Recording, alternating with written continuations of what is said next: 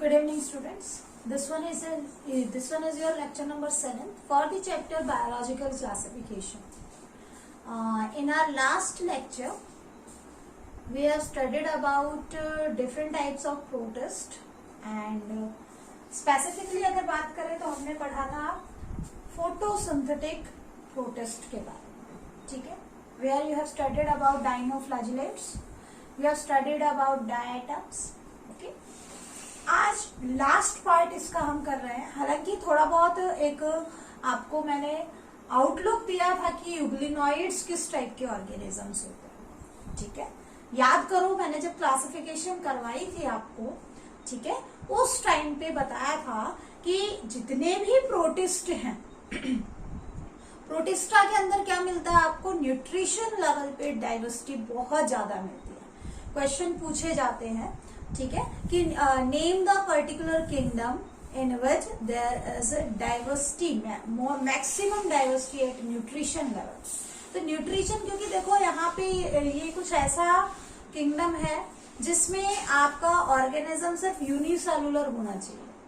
It doesn't matter कि उसमें mode of nutrition क्या है. तो variety of mode of nutrition हमने देखा, ठीक है ना. स्टार्टिंग में जैसे हमने जब क्लासिफिकेशन की तो आपको बताया था कि यहाँ पे आपका 3 डिफरेंट क्या है, क्लासेस है, ठीक है. 3 डिफरेंट ग्रुप कहोगे आप, क्लास नहीं कहोगे, ठीक है ना. पहला आपने पढ़ा था कि ऐसे प्रोटिस्ट जो फोटोसिंथेसिस शो करते हैं, जहां पे आप तीन पर्टिकुलर टाइप के ग्रुप्स की बात करोगे, डाइनोफ्लैजेलेट्स, डायटम्स, यूग्लिनॉइड, ठीक है. दूसरा ग्रुप हमने देखा कि ऐसे ऑर्गेनिज्म जो प्रोटिस्टा का बिहेवियर शो कर रहे हैं, यूनिसेलुलर है, लेकिन मोड ऑफ न्यूट्रिशन के बेस पे देखें तो वो डीकम्पोजर्स हैं, ठीक है ना.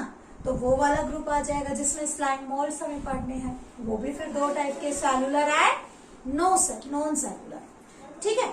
इसके अलावा थर्ड जो आपको करना है that is animal type of protist, यानी कि यूनिसेलुलर एनिमल्स कह दो आप, है ना, जहां पे आपको प्रोटोजोन्स के बारे में पढ़ना है, ठीक है. प्रोटोजोन्स में भी आप 4 क्लासेस पढ़ोगे. तो ये क्लासिफिकेशन बच्चों माइंड में लेके चलो तो आप कभी भी गलती नहीं करोगे, ठीक है. डाइनोफ्लैजेलेट्स हम कर चुके हैं, डायटम्स कर चुके हैं, यूग्लिनॉइड स्टार्ट किया था बट कंप्लीट नहीं हुआ था, ठीक है. तो यूग्लिनॉइड्स में अभी तक हमने क्या देखा कि यूनिसेलुलर होते हैं, ठीक है. इसके अलावा अगर इनकी मेन जेनेरा की बात की जाए तो main genera is your Euglena. Main genera क्या है इसका, यूग्लिना है, ठीक है.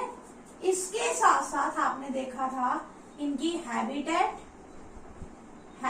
में आपने क्या देखा था बच्चों कि ये ऐसे ऑर्गेनिज्म हैं जो आपको मेराइन वाटर में भी मिलेंगे, ठीक है, पानी के अंदर भी मिलेंगे, प्लस जो है मॉइस्ट सॉइल के अंदर भी ये मिलते हैं, ठीक है. तो they are present, aquatic life होगी, ठीक है, प्लस मॉइस्ट सॉइल, दोनों में से कहीं पे भी मिल सकते हैं, ठीक है. बात करें अगर एक्वेटिक लाइफ की, तो एक्वेटिक लाइफ में भी देखो फ्रेश वाटर भी हो सकते हैं और मेराइन भी हो सकते हैं. लेकिन इम्पॉर्टेंट ये है कि जो इनका फ्रेश वाटर में अगर ये मिल रहे हैं तो ये स्टेगनेंट वाटर में मिलेंगे. मैंने लास्ट क्लास में आपको लिखवाया था, ठीक है. जहां तक बात है सेल वॉल की, सेल वॉल एब्सेंट रहेगी, ठीक है, सेल वॉल एब्सेंट रहेगी.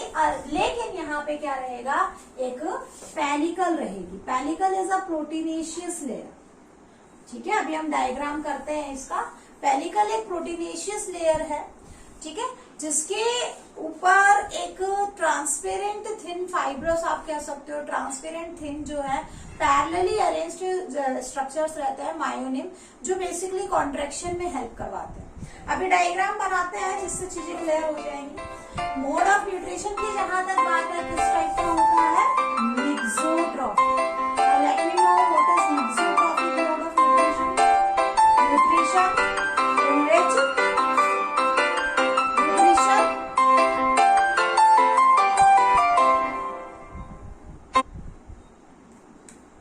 nutrition in which photosynthesis along with the decomposing ability.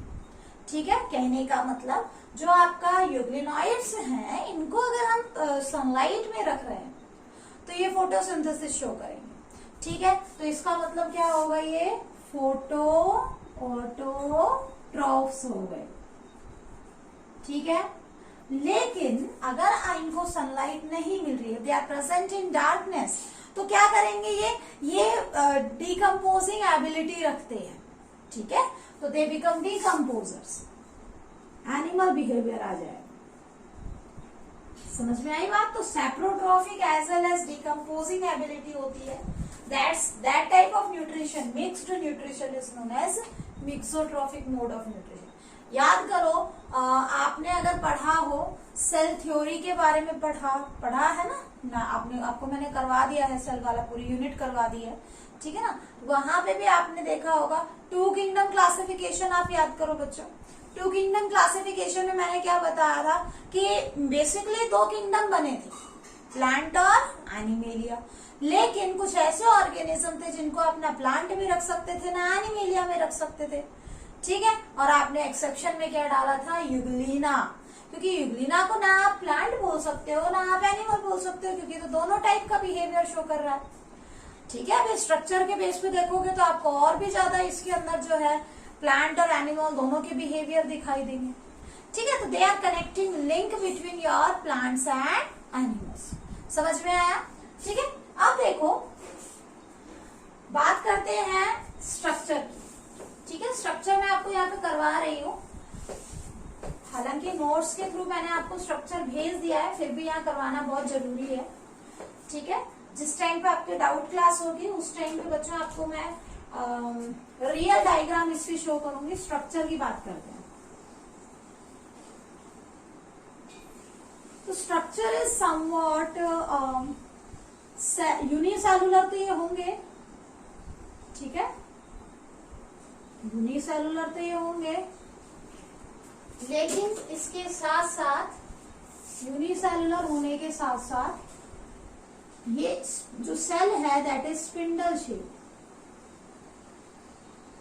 ठीक है, सेल कैसा मिलेगा बच्चों आपको, स्पिंडल शेप्ड मिलेगा। देख लेते हैं एक बार कंप्लीट आ रहा है कि नहीं, थोड़ा सा बड़ा हो गया।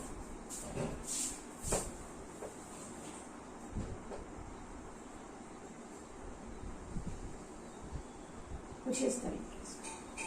ठीक है, तो this one is structure of, तो शेप कैसी दिखाई दे रही है बच्चों आपको स्पिंडल शेप्ड।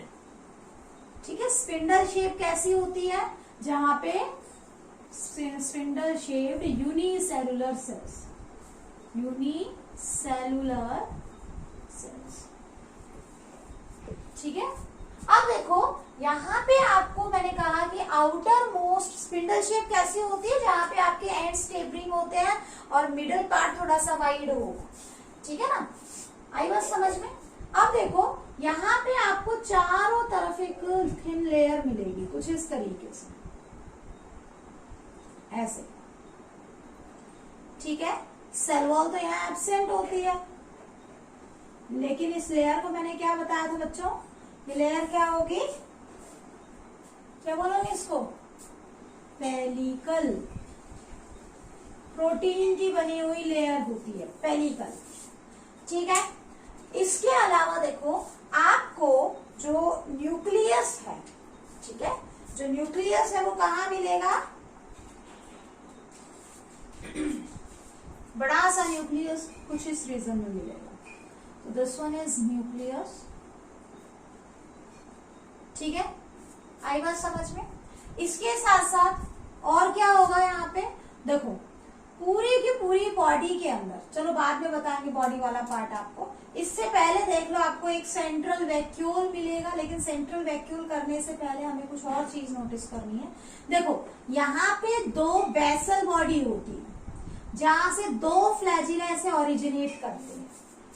ठीक है, बेसल बॉडी होती है जहां से दो फ्लैजिला ओरिजिनेट करते हैं। अब इनमें से एक फ्लैजिला तो बहुत ही ज्यादा बड़ा होता है, ठीक है, दूसरा वाला क्या होता है, आगे चल के ऐसे मर्ज कर जाता है।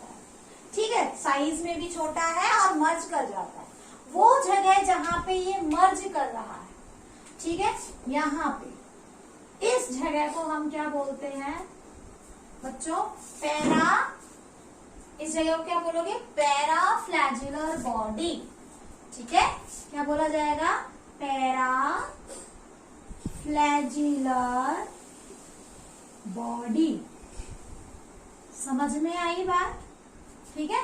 देखो ये डायग्राम मैं इसीलिए करवा रही हूँ ताकि चीजें आपकी क्लियर हो जाए, मैं रिटर्न फॉर्म में नहीं दूंगी, ठीक है, इन सभी का मतलब समझा रही, सॉरी रिटर्न फॉर्म में आपको नोट्स में मिल जाएगा, यहाँ नहीं करवाऊंगी मैं, ठीक है। इंपॉर्टेंट चीजें यहाँ लिखवाएंगे, ठीक है, लेकिन चीजें समझाऊंगी सारी आपको। तो देखो दो फ्लैजिला होते हैं, लेकिन जनरली एक का साइज छोटा होता है, एक का साइज बड़ा होगा, और जहां पे ये दोनों फ्लैजिला एक दूसरे के साथ मर्ज करते हैं उसे पैराफ्लैजिलर बॉडी कहा जाता है।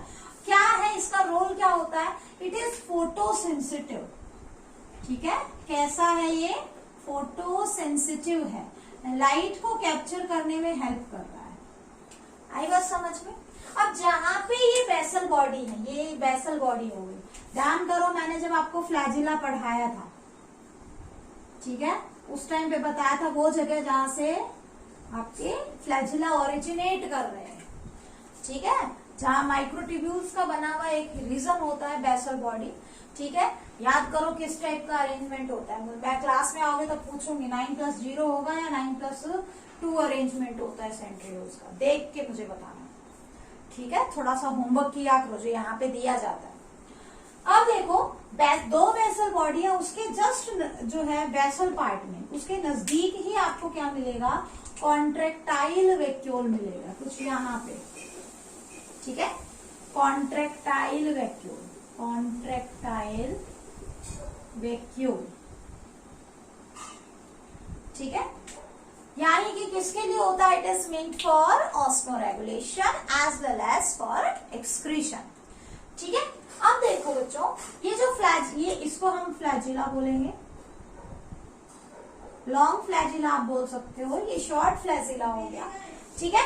इसके साथ साथ देखो मैंने कहा था यहाँ पे कुछ क्या है, ऐसी चीजें हैं जो फूड को स्टोर कर रही है, कुछ इस तरीके से, याद करो क्या बताया था, पैरामाइलन ग्रेन्यूल्स, ठीक है, ठीक है ना, पैरामाइलन ग्रेन्यूल्स बोलेंगे। तो ये जो पैरामाइलन ग्रेन्यूल्स हैं, पैरामाइलन ग्रेन्यूल्स, ये फूड को स्टोर करती है, और बेसिकली किस फॉर्म में करती है, 1-अल्फा-1,3 ग्लूकन की फॉर्म में, ठीक है। तो आपसे कोई पूछ ले कि यूग्लिना के अंदर स्टोर्ड फूड क्या मिलेगा, यू विल आंसर पैरामाइलन ग्रेन्यूल्स, ठीक है। इसके साथ साथ बच्चों यहाँ पे आपको, अब देखो ऑब्वियसली ये क्या कर रहा है, फोटोसिंथेसिस शो कर रहा है, तो आपको जगह जगह पे क्या मिलेंगे, क्लोरोप्लास्ट मिलेंगे, ठीक है। ये ग्रीन कलर से जो बनाए हैं दीज आर क्लोरोप्लास्ट, तभी तो लाइट को क्या करते हैं ये यूज कर पाएंगे फोटोसिंथेसिस के लिए, ठीक है। इसके साथ साथ देखो एक चीज जो आपको ध्यान में रखनी है, ठीक है, ये तो हो गया नॉर्मल स्ट्रक्चर की बात। अब जो कंप्लीट आपकी पेडिकल है, यहाँ पे ऑब्लिक बट पैरेलली अरेंज्ड एक जो है स्ट्रक्चर आपको दिखाई देगा, ठीक है, oblique but parallelly arranged structure दिखाई देगा, and that parallelly arranged structure is known as myoneme. क्या बोलोगे उसे, मायोनिम। कुछ इस तरीके से देखो, हल्के हाथ से बनाना, जब बनाओ कुछ इस तरीके से, ऐसे, ठीक है। पेलिकल से इसको ज्वाइन करना है आपको, ऐसे, ये मतलब कुछ स्ट्रिप्स होती हैं, ठीक है ना, ट्रांसपेरेंट स्ट्रिप्स होती हैं। काम क्या होता है, ये मूवमेंट में हेल्प करती है, कॉन्ट्रैक्टाइल मूवमेंट में हेल्प करती है, समझ में आ गया, ठीक है। तो ये कुछ इस तरीके से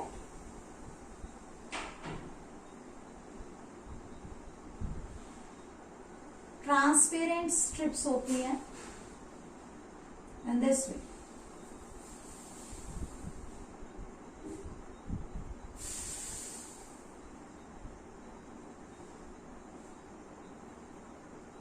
ठीक है। बता ही दिया है आपको, लोकोमोशन में हेल्प करेंगी। कॉन्ट्रैक्टाइल मूवमेंट होता है, ये कॉन्ट्रैक्ट करती है, रिलैक्स करती है, जैसे हमारी मसल्स होती है ना, बिल्कुल उस तरीके से। तो ये जो मैंने ब्लू कलर की लाइनिंग बताई है, दिस वन इज मायोनिन। समझ में आ गया? ठीक है, तो this is whole structure of euglena. हमने लगभग सारी चीजें कर ली है। जहां तक बात है जो है इनके अंदर पिगमेंट्स की, ठीक है, तो बीटा कैरोटीन मिलेगा, इसके अलावा क्लोरोफिल ए एंड सी मिलेगा, जेंथोफिल्स मिलेंगे, कर चुके हो ये आप थोड़ा बहुत, ठीक है। और जहां तक, और इसके अलावा देखो ये जो रीजन है, ठीक है ना, इस पर्टिकुलर रीजन में आपको 3 अलग से हिस्से मिलेंगे, ठीक है, जिनका काम क्या होता है, बेसिकली इन्वेजिनेशन है ये, जहां पे आपको 3 रीजन मिलेंगे। The first one is mouth, ये वाला जो रीजन है, इस वाले रीजन को, ठीक है, ये पूरी इन्वेजिनेशन होती है, ठीक है। Anterior end of euglena have invagination having 3 distinct region. The first one is mouth, ठीक है, इस रीजन को क्या बोलोगे, माउथ बोलोगे। साइटोस्टोम भी कह देते हैं, ठीक है, आगे हम बात करेंगे प्रोटोजोअन्स में, वहां इसको साइटोस्टोम कहा जाता है, ठीक है, जहां से ये फूड को इंजेस्ट कर रहा है, ठीक है ना। उसके बाद ये वाला जो पार्ट है दैट इज ग्यूलेट, ये पूरा रीजन जो है ना ये ट्यूब की फॉर्म में है, दैट वन इज ग्यूलेट। समझ में आया? ठीक है, और इसका जो बेसल पार्ट होता है बच्चों, that is known as reservoir, ठीक है, नीचे वाला जो हिस्सा होता है रिजर्वियर होता है।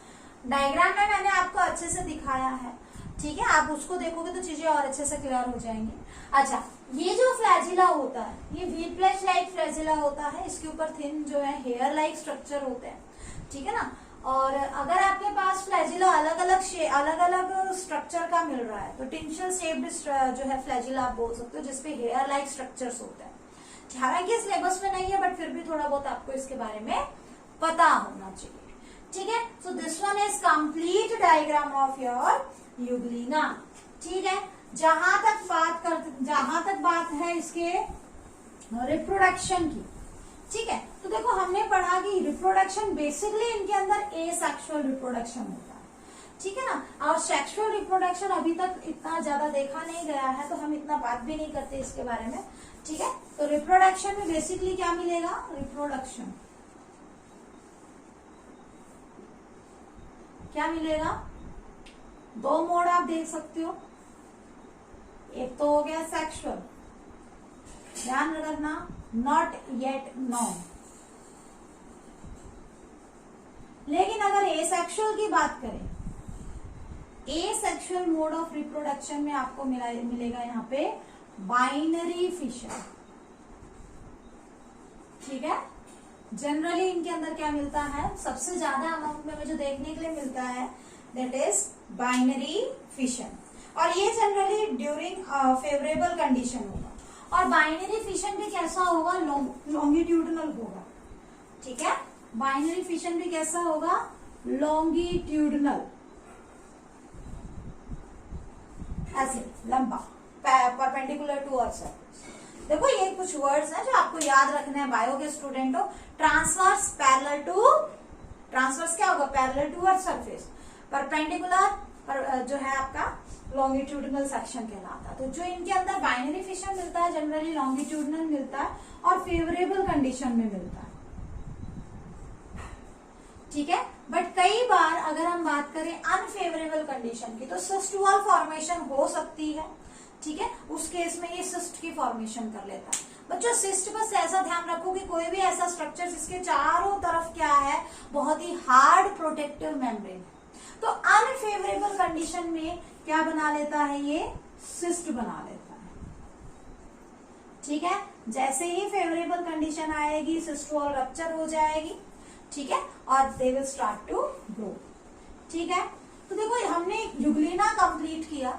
यूग्लिना के अंदर बेसिकली जो चीजें हमें डिस्कस करनी थी वो हमने कर ली, ठीक है। बट आपसे कोई पूछे कि इनका कौन कौन से ऐसे करेक्टर हैं जो ये प्रोड्यूसर का रोल प्ले कर रहे हैं, और ऐसे कौन कौन से करेक्टर हैं जहां ये डिकम्पोजर का रोल, ऐसे कौन कौन से करेक्टर है जहां आप देख के ये कह सकते हो कि ये एनिमल बिहेवियर शो कर रहा है, ठीक है, तो देखो presence of paraflagellar body along with chloroplast, ठीक है, तो ये फोटोसिंथेसिस में हेल्प कर रहा है। चलो पैराफ्लैजिलर बॉडी को कुछ टाइम के लिए छोड़ भी दे, हम क्लोरोप्लास्ट की बात करें, क्योंकि मेनली फोटोसिंथेसिस का रोल क्लोरोप्लास्ट की वजह से है, ठीक है। तो क्लोरोप्लास्ट जो है, presence of chloroplast and presence of photosynthetic mode of nutrition as plant behaviour, ठीक है। और एनिमल बिहेवियर में क्या शो कर रहा है, एब्सेंस ऑफ सेल वॉल, है ना, आई बात समझ में, सेल वॉल नहीं है, इसके अलावा ये मूवमेंट शो कर रहा है, ठीक है। तो दीज आर, इसके अलावा ये जो है इसके अंदर स्टोर्ड फूड ग्रेन्यूल्स की फॉर्म में, ग्लाइकन की फॉर्म में मिल रहा है।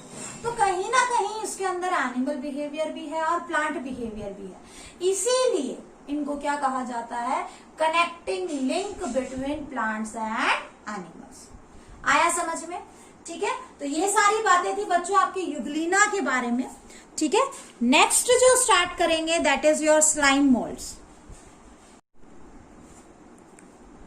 नेक्स्ट बात करते हैं स्लाइम मोल्ड की, ठीक है। तो देखो बच्चों, अभी तक जो हमने किए थे दैट वर फोटोसिंथेटिक प्रोटिस्ट, इनको क्या कहा जाता है, इनको कहा जाता है कंज्यूमर डीकंपोजर प्रोटिस्ट, यानी कि ऐसे प्रोटिस्ट जिसके अंदर फंजाई का बिहेवियर आ। बच्चों क्लासिफिकेशन को बार बार कह रही हूँ, क्लासिफिकेशन को समझोगे तो चीजें जरूर याद रहेंगी। मोल्ड आप कहाँ पढ़ते हो, जैसे आप फंजाई, जब हम इसके बात करेंगे तो मोल्ड वर्ड बेसिकली किसके लिए होता है, फंजाई के लिए होता है। स्लाइम क्यों कहा, क्योंकि इसके चारों तरफ क्या होती है, एक स्लाइम लेयर होती है, इसीलिए इसको क्या बोल दिया है, स्लाइम मोल्ड बोला गया है। आई बात समझ में, ठीक है। तो देखो स्लाइम मोल्ड बेसिकली आपके ऐसे फंजाई है जहां पे आपको क्या मिलेगा, कुछ फंजाई का कैरेक्टर मिलेगा प्रोटिस्टा के अंदर, ठीक है। So they are consumer decomposer protist, fungi type of protist आप बोल सकते हो, ठीक है। अब देखो जो स्लाइम मोल्ड है वो कैसे होता है, जनरली यूनिसेलुलर होंगे, ठीक है, यूनिसेलुलर होता है इनका स्ट्रक्चर, बट इसके साथ साथ यूकैरियोटिक बिहेवियर ये शो करते हैं, यूकैरियोटिक बिहेवियर, ठीक है। और they feed upon dead and decaying organism, dead and decaying organism,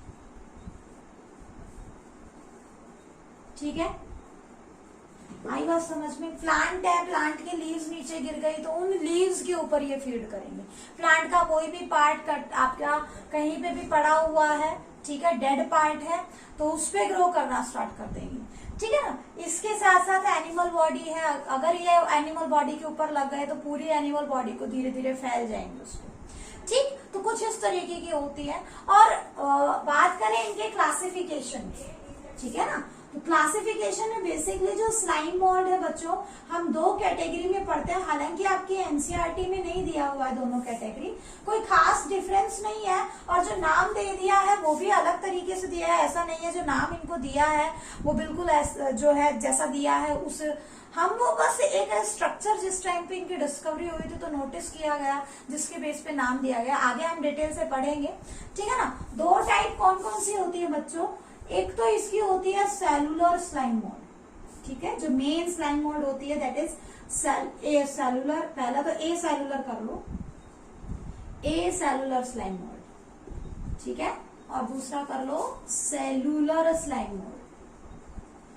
difference कुछ खास नहीं है, ठीक है, थोड़ा बहुत मोड ऑफ रिप्रोडक्शन को लेके डिफरेंस आता है और कुछ चीजें हैं यहाँ पे जो थोड़ी बहुत डिफर करती है, ठीक है। अब आपका जो ये ए सेलुलर स्लाइम मोल्ड है, यहाँ पे बच्चों आपको मल्टी न्यूक्लिएट कंडीशन मिलेगी।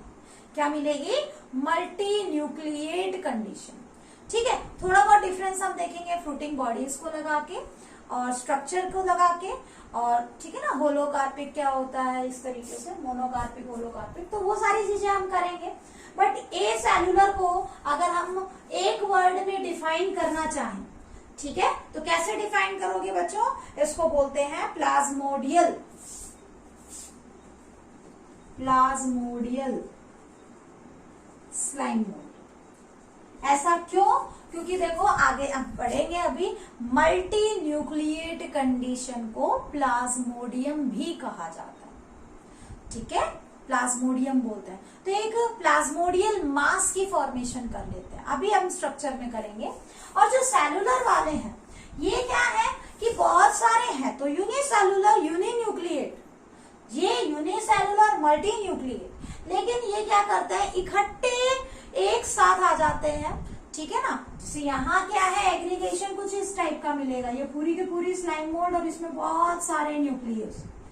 ठीक है तो एक सेल से बनी हुई, यूनिसेलुलर, लेकिन न्यूक्लियस ज्यादा, तो मल्टी न्यूक्लिएट। इस कंडीशन को प्लाज्मोडियम बोला जाता है। Don't get confused with the Plasmodium that is infecting the human body for malaria, उसके साथ कंफ्यूज मत होना, उसके पीछे आपको स्पीसीज लिखी हुई मिलेगी। ठीक है, होता वो भी प्लाज्मोडियम ही है, लेकिन उसके पीछे स्पीसीज मिलती है, plasmodium vivax, plasmodium malariae, plasmodium falciparum, इस तरीके से। ठीक है ना, तो ये क्या हो गया, इसका ए सेलुलर कंडीशन हो गई। सेलुलर कंडीशन में बहुत सारे होंगे, लेकिन एक कॉलोनी में होते हैं, तो सूडो प्लाज्मोडियम की फॉर्मेशन, सूडो यानी कि फॉल्स प्लाज्मोडियम, सूडो प्लाज्मोडियम की फॉर्मेशन कर लेते हैं। तो इस केस में इनको क्या कहते हैं, communal type of slime mould. ठीक है, एक कम्युनिटी बना लेते हैं। ठीक है ना, एक कम्युनिटी बना लेते हैं, जिसकी वजह से इनको क्या कहेंगे, कॉल्यूमनर स्लाइम मोल्ड कहेंगे। क्लियर। अब बात करते हैं ए सेलुलर स्लाइम मोल्ड्स की, थोड़ा सा डिटेल से देखते हैं। देखो जनरली जो हम पढ़ते हैं ना, आपकी बुक में जो दिया है वो ए सेलुलर स्लाइम मोल्ड ही दिए हैं, सेलुलर वाले डिस्कस नहीं किए हैं। ठीक है, सेलुलर वाले डिस्कस नहीं किए हैं बच्चों। तो देखो ए सेलुलर स्लाइम मोल्ड्स, ए सेलुलर स्लाइम मोल्ड्स, ए सेलुलर स्लाइम मोल्ड्स में कैसा होता है, देखो इनका स्ट्रक्चर आपको दिखाता है कुछ इस तरीके से, कोई फिक्स्ड शेप नहीं, साइज नहीं, कुछ नहीं। मैं आपको डायग्राम शेयर करूंगी। ठीक है, एक्चुअल जो इनका लुक होता है वो शेयर करेंगे। जस्ट जेली लाइक दिखने में कैसी होती है, जस्ट जेली लाइक। इनके ऊपर क्या होता है, ऊपर ऐसे बिल्कुल जो है कुछ इस तरीके से जेल लाइक जो है कोटिंग हो। ठीक है ना, स्लाइम मार्केट में मिलता है बच्चों, जैसे आपने कभी देखा हो कुछ स्लिमी आप समझ रहे होगे, फिसलने वाली चिकनी चिकनी बॉल टाइप में कुछ मिलती है, स्लाइम बोलते हैं। जेली लगा लो आप, पहले खाते होगे ना जेली, उस टाइप की, तो उस टाइप की लेयर मिलती है। इस लेयर को क्या बोलते हैं, स्लाइम लेयर बोला जाएगा। इस लेयर को क्या बोलोगे, स्लाइम लेयर बोला जाता है। और ये स्लाइम लेयर जो है बेसिकली किसकी बनी हुई होती है, ग्लाइकोप्रोटीन्स की बनी हुई होती है, along with some sugar and glycolipid. यहाँ लिख देते हैं, it is made up of glycoproteins, ठीक है, glycolipids along with some carbohydrates. ठीक है, शुगर डाल दो। चलो आई बात समझ में। और अंदर क्या है, this one is cell membrane, this one is cell membrane. और सेल मेम्ब्रेन के अंदर भी क्या है आपका, मल्टी न्यूक्लिएट कंडीशन आपको दिख रही है कुछ इस तरीके से। ठीक है, तो ये जो मल्टी न्यूक्लिएट, ऐसा मास ऑफ सेल जिसके अंदर ऐसा पर्टिकुलर मास जिसके अंदर आपको क्या दिखाई दे रहा है, मल्टी न्यूक्लिएट कंडीशन दिखाई देगी, उसको बोलते हैं प्लाज्मोडियम। समझ में आया। ठीक है, एग्जैक्ट डेफिनेशन मैंने आपके नोट्स में डाल दी है, समझा दिया है कि प्लाज्मोडियम का मतलब क्या होता है। ठीक है, समझ में आया। जैसे ही इनको सूटेबल फेवरेबल कंडीशन मिलेगी, ठीक है ना, तो ये फैलना शुरू हो जाते हैं। ठीक है, फैलते फैलते इतने फैल जाते हैं, लगभग मतलब बहुत सारे मोर देन 20 फीट 30 फीट तक ये ग्रो कर सकते हैं। ठीक है, कोई क्राइटेरिया नहीं है, कोई लिमिट नहीं है, आप नहीं बता सकते कि कितने फीट तक। ठीक है, तो फेवरेट मतलब कि एक बार स्लाइम मोल्ड अगर किसी डेड बॉडी के ऊपर क्या हो जाए, आ जाए, इसका स्पोर अगर आ जाए, तो वो फिर उस पूरी डेड बॉडी को कंज्यूम कर जाएगा। धीरे धीरे फैलता फैलता फैलता फैलता इतना ज्यादा फैल जाएगा कि वो पूरी बॉडी को डिकम्पोज कर देगा। समझ में आई। ठीक है ना। तो इस तरीके से ये क्या है, स्लाइम मोल्ड होते हैं। तो अंडर फेवरेबल कंडीशन दे में स्प्रेड टू मेनी फीट। ठीक है। अच्छा, न्यूक्लियस की जहां तक बात करें तो न्यूक्लियस क्या है बच्चों, ध्यान रखना 2n है। ठीक है, दे आर डिप्लॉइड। अब देखो अगर हम वन लाइन में इसको डिफाइन करना चाहें, they are diploid multinucleate. ठीक है ना, डिप्लॉइड होते हैं, मल्टी न्यूक्लिएट होते हैं। आगे बात समझ में। ठीक है, यहाँ पे कोई सेल वॉल नहीं है, इसलिए absence of cell wall is a characteristic of animals, है ना। सेल वॉल का ना होना क्या है, एनिमल्स का कैरेक्टरिस्टिक हो गया। ठीक है, रिप्रोडक्शन जनरली ये जो टाइप का रिप्रोडक्शन आपको बताया है कि इसका एसेक्सुअली जो है पूरे एक तरीके से पूरे स्ट्रक्चर के ऊपर फैल जाना, पूरे डेड ऑर्गेनिज्म के ऊपर फैल जाना, दैट इज एसेक्सुअल रिप्रोडक्शन। ठीक है, अब कई बार जब ये sexual mode of reproduction show करता है, बच्चों रिप्रोडक्शन को अच्छे से समझ लेना, that is very very very important.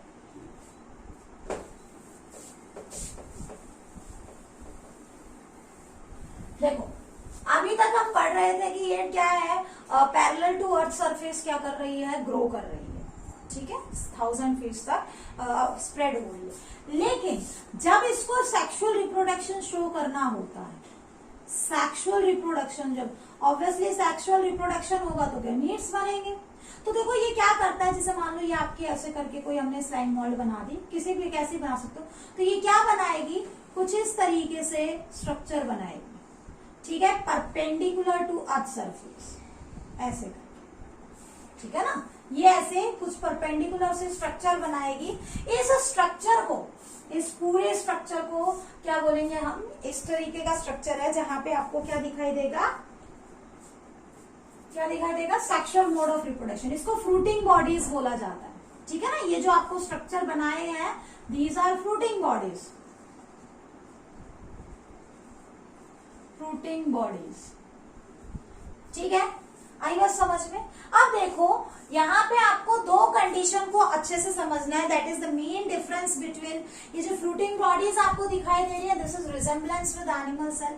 ठीक है ना, अब यहाँ पे जो आपको जो फ्रूटिंग बॉडीज दिखाई दे रही है, बेसिकली बच्चों यहाँ पे आपको दो चीजें ध्यान में रखनी है। क्या, एक तो ध्यान रखो यहाँ पे यूकार्पिक कंडीशन मिलेगी। क्या होती है eucarpic condition, only part of organism is engaged in formation of fruiting body. ठीक है, only some part of organism form fruiting body. ठीक है, तो इस टाइप की कंडीशन को क्या कहा जाता है, यूकार्पिक कंडीशन। ठीक है ना, एक कंडीशन और पढ़ोगे आप, पॉलीसेंट्रिक। ठीक है, यहाँ पे आपको मल्टी न्यूक्लिएट कंडीशन तो दिखाई देगी, स्लाइम लेयर इसके चारों तरफ आप बना लेंगे। ठीक है, पॉलीजेनेरिक, ठीक है ना, सॉरी पॉलीसेंट्रिक। तो पॉलीसेंट्रिक में बेसिकली क्या होता है, आपको एक ही प्लाज्मोडियम से बहुत सारी फ्रूटिंग बॉडीज आती हुई दिखाई देंगी। ठीक है, आई बात समझ में। मैनी, पॉली मतलब मैनी, ठीक है, मैनी फ्रूटिंग बॉडीज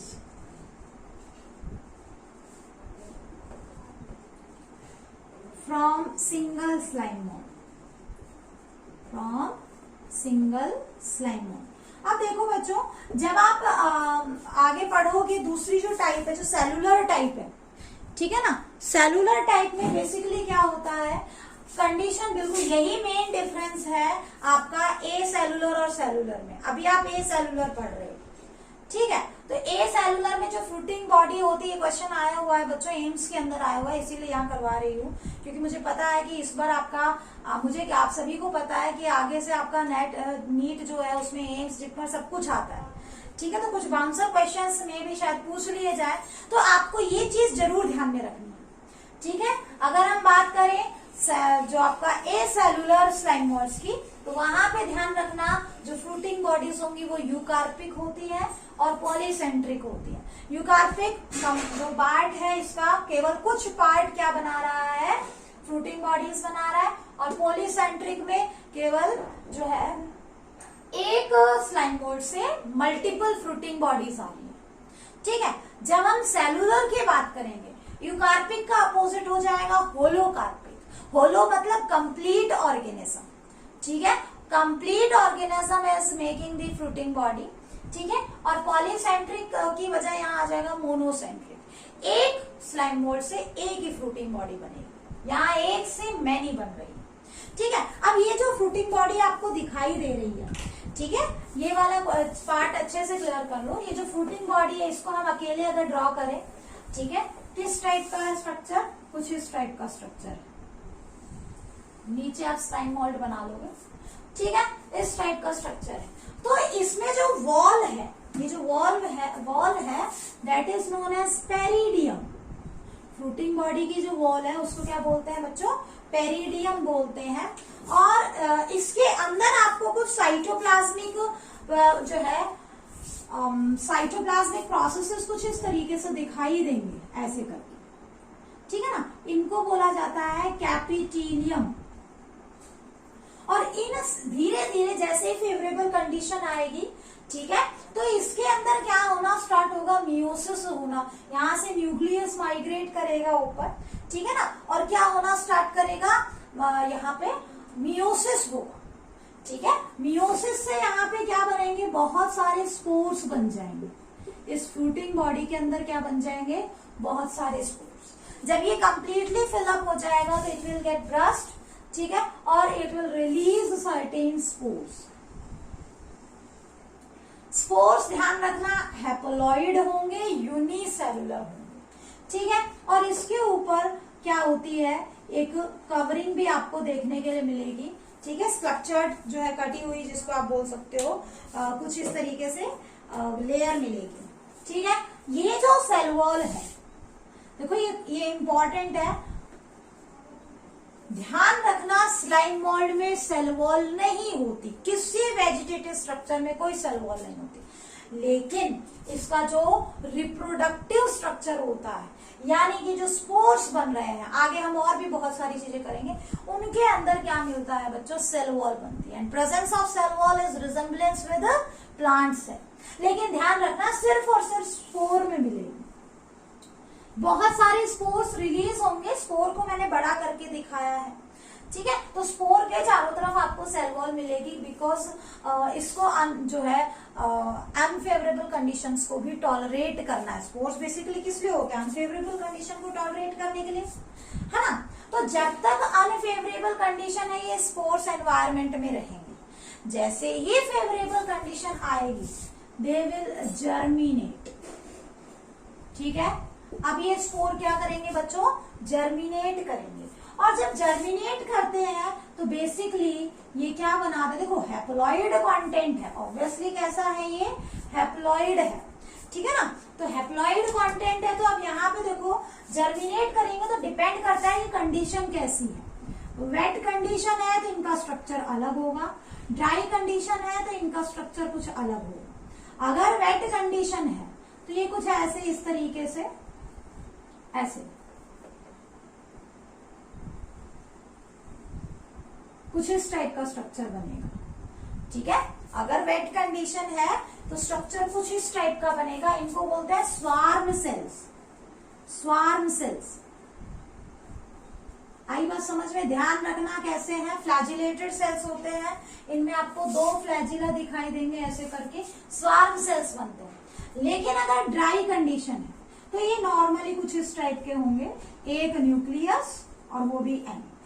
ठीक है, ड्राई कंडीशन में जो बनते हैं इनको मिक्सो अमीबी बोलते हैं, मिक्सो अमीबी। एक बार चेक कर लेती हूँ आपको एग्जैक्टली दिख भी रहा है कि नहीं।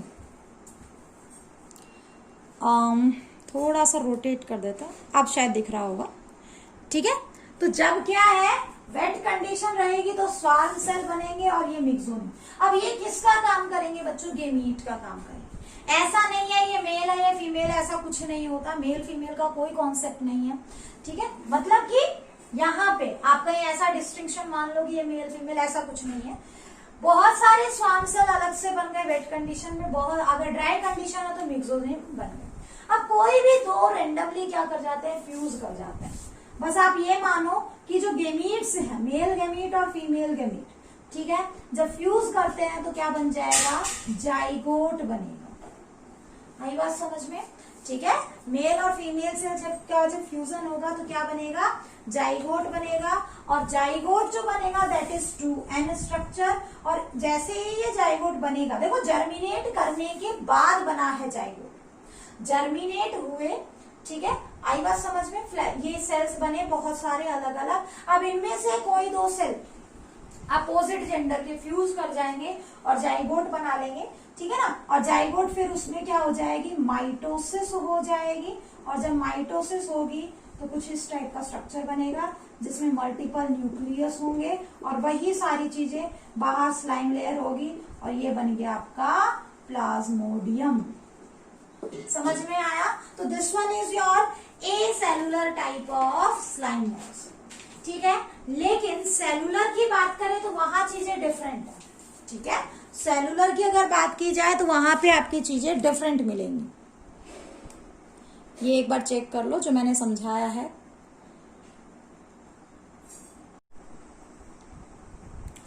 नेक्स्ट स्टूडेंट सेलुलर स्लाइमर्स, ठीक है, दे आर यूनिन्यूक्लिएट। ध्यान रखना दीज आर हैप्लॉइड, ठीक है। जो आपने ए सेलुलर पढ़ा था वहां पे डिप्लॉइड कंडीशन थी, सेल वॉल यहाँ पे भी नहीं मिलेगी, ठीक है।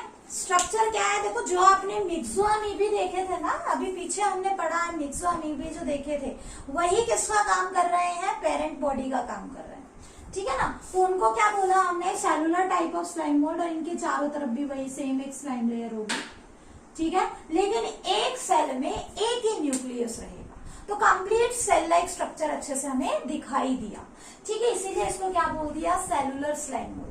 उसमें पूरा सेल नहीं, जस्ट जेली दिखाई देती है, मल्टी न्यूक्लिएट कंडीशन थी, इसलिए उसको ए सेलुलर बोल दिया, ठीक है। सेल वॉल यहाँ पे भी नहीं रहेगी, तो that is also resemblance with animal, okay. तो मिक्सोअमीबी क्या है, देखो ये एक मिक्सोअमीबी है। जब फेवरेबल कंडीशन होती है, बहुत सारी मिक्सोअमीबी आके इकट्ठा हो जाती है एक जगह पे और एक कॉलोनी बना लेती है, ठीक है ना। इसी और उस कॉलोनी को क्या बोलते हैं, सूडोप्लाज्मोडियम। देखने से लगता है multi nucleate condition, but actual में हर एक की अपनी एक सेल वॉल होती है, सॉरी अपनी एक जो है बाहर से स्लाइम लेयर होगी, ठीक है, और एक न्यूक्लियस होगा, सभी में एक न्यूक्लियस होगा। लेकिन ध्यान रखना ये न्यूक्लियस कैसा है, सभी में एन है, ठीक है, हैप्लॉइड है सारे के सारे, क्लियर, ठीक है। अच्छा, ये जो यहाँ पे भी क्या है कि आपको डिवीजन ऑफ लेबर भी देखने के लिए मिलेगा, इसीलिए इन्हें हम एडवांस टाइप ऑफ प्रोटिस्ट बोलते हैं, ठीक है, या प्रिमिटिव फंजाई भी बोल सकते हो। एडवांस प्रोटिस्ट, प्रोटिस्ट में सबसे ज्यादा एडवांस, ठीक है। और प्रिमिटिव फंजाई यानी यहाँ से फंजाई कैरेक्टर आना स्टार्ट हो गया था। आगे हम जब फंजाई की कैरेक्टरिस्टिक्स कंप्लीटली स्टडी करेंगे तो वहां ये चीज आप नोटिस करोगे, ठीक है, कि multi nucleate condition is a characteristic feature of fungi. Generally fungi में मल्टी न्यूक्लिएट कंडीशन मिलती है, तो वो यहीं से आना स्टार्ट हो गई, ठीक है। अब इसके अंदर भी वही सेम, जब एसेक्सुअल रिप्रोडक्शन होता है तो ये डायरेक्टली स्पोर का काम करती है, स्पोर जर्मिनेट कर जाएगा। लेकिन अगर सेक्सुअल मोड ऑफ रिप्रोडक्शन है तो वहां पे थोड़ा सा डिफरेंस आ जाता है, ठीक है। इनमें से कुछ मिक्सोनिम जो होते हैं वो बड़े साइज के होते हैं। अच्छा, फ्रूटिंग बॉडीज जो यहाँ पे बनेंगी, फ्रूटिंग बॉडीज जैसे मैं बात करूं, इसके ऊपर सपोज करो एक ही फ्रूटिंग बॉडी ऐसे बन गई, तो एक सेल पे एक फ्रूटिंग बॉडी, आ रही बात समझ में। तो इसीलिए, और ये पूरा का पूरा ऑर्गेनिज्म फ्रूटिंग बॉडी बनाना स्टार्ट कर देता है, इसीलिए इसको होलोकार्पिक, मैंने लिख दिया आपके नोट्स में, होलोकार्पिक टाइप ऑफ फ्रूटिंग बॉडीज बनती हैं और मोनोसेंट्रिक होती हैं। मोनोसेंट्रिक इसलिए क्योंकि देखो आपका एक के ऊपर एक ही मिलेगी, ठीक है। और होलोकार्पिक क्यों कहा, क्योंकि आपको यहाँ पे पूरा का पूरा ऑर्गेनिज्म फ्रूटिंग बॉडी बनाएगा, ठीक है। जब सेक्सुअल मोड ऑफ रिप्रोडक्शन होगा, ठीक है ना, तो उसके अंदर बेसिकली क्या है, ये आपका स्लाइम मोल्ड कोई एक बड़ा मिक्सोनिम है और ये कोई छोटा मिक्सोनिम है, ठीक है। दोनों फ्यूज कर जाएंगे यानी कि एन आइसोगेमी होगी, वहां पे ध्यान रखना आइसोगेमी हुई थी, एन आइसोगेमी होगी, और अल्टीमेटली आपके पास जो है डाई कैरियोट स्टेज आ जाएगी। डाइकैरियोन स्टेज का मतलब एक N और एक N अभी फ्यूज नहीं हुए हैं। जब तक न्यूक्लियस फ्यूज नहीं होते, टू न्यूक्लिएटेड कंडीशन आप कह सकते हो, उसको हम क्या बोलते हैं, डाइकैरियोन स्टेज। अब ये दोनों न्यूक्लियस फ्यूज हो जाएंगे, इसको हम बोलेंगे डाइकैरियोन स्टेज। दोनों न्यूक्लियस फ्यूज हो जाएंगे और एक सिंगल न्यूक्लियस बन जाएगा। अब बन गया ये डिप्लॉइड सेल। ठीक है, इस डिप्लॉइड सेल में अब आगे क्या होगी, मियोसिस होगी। ठीक है, और मियोसिस सॉरी माइटोसिस होगी। और ऐसे अगर मियोसिस होती है तो स्पोर बन जाएंगे, माइटोसिस होती है तो मल्टीन्यूक्लिएट कंडीशन आ जाएगी। ठीक है, ये क्या बन गया आपका, मैक्रोसिस्ट बन गया। ठीक है, अब इस मैक्रोसिस्ट के अंदर जो है इसका जो है साइटोप्लाज्मिक कंटेंट डिवाइड करेगा और अल्टीमेटली आपके पास यहाँ पे बहुत सारे क्या बन जाएंगे, मिक्सो अमीबी बन जाएंगे। ठीक है, तो इतना ज्यादा कुछ हार्ड नहीं है, ना ही यहाँ से कभी पूछा जाता है। मैं एक बार आपको दिखा देती हूँ, आई थिंक शायद दिख नहीं रहा होगा नीचे का पोर्शन आपको। ठीक है, कुछ इस तरीके से। ठीक है बच्चों, तो ये था कंप्लीटली आपका स्लाइम मॉल्स के बारे में। अब देखो यहाँ पे एक कैटेगरी बच गई हमारी प्रोटोजोन्स की। करवाना तो मुझे आज ही था बट कोई बात नहीं। ठीक है, देखो प्रोटोजोन्स में बेसिकली है तो 5 या 7 मिनट का ही टॉपिक, बट हम उसको फंजाई वाले पार्ट के साथ कर लेंगे। ठीक है, क्योंकि यहाँ कम से कम आपको एक्सप्लेन करने में मुझे लग जाएंगे 10-15 मिनट तो लग ही जाएंगे, फिर आपकी वीडियो लेंदी हो जाएगी। ठीक है, वैसे भी बहुत लेंदी हो गई है, 40 मिनट्स 45 मिनट्स की कम नहीं होती है, बहुत ज्यादा लेंदी हो जाती है। ठीक है, तो आप इतना ही करिए। देखो बच्चों, स्लाइम मोल्ड इतना डिटेल से आपके चैप्टर में नहीं है, लेकिन आपको इतना डिटेल से करना है। बेसिकली क्या क्या चीजें आपको, आप एक डिस्टिंक्शन लगाओ। ठीक है, एक डिस्टिंक्शन टेबल बनाओ और आप उस फॉर्म में भी लिख सकते हो, तो वो ज्यादा बेटर है, आपको याद करने में प्रॉब्लम नहीं आएगी। ठीक है, that's all for today's lecture. Thank you everyone.